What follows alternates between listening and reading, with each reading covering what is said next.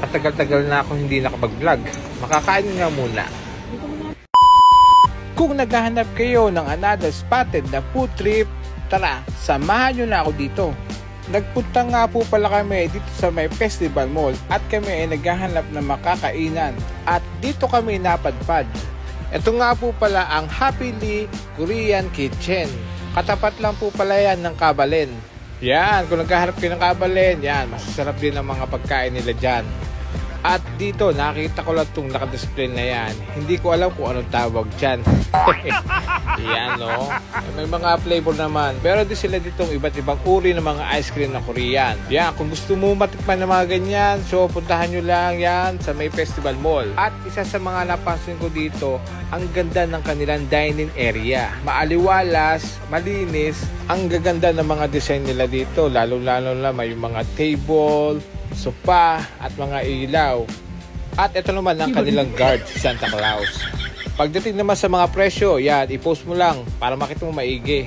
So yun, nandito na ang ating in-order. Set A original po. Set A, sorry. Set B po. Set B? Yes po. Donkatsu, set A. Anong soup yan? Sundobu po. Ito nga po pala ang Donkatsu. May kasamang potato marble, giran, o dengtang.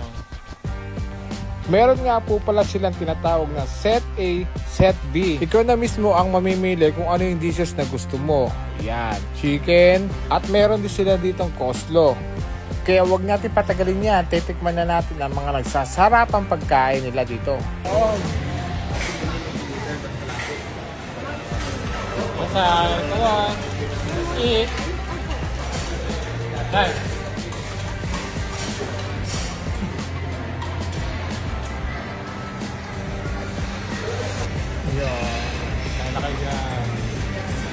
At dito, titikman na natin ang kanilang mga pagkain.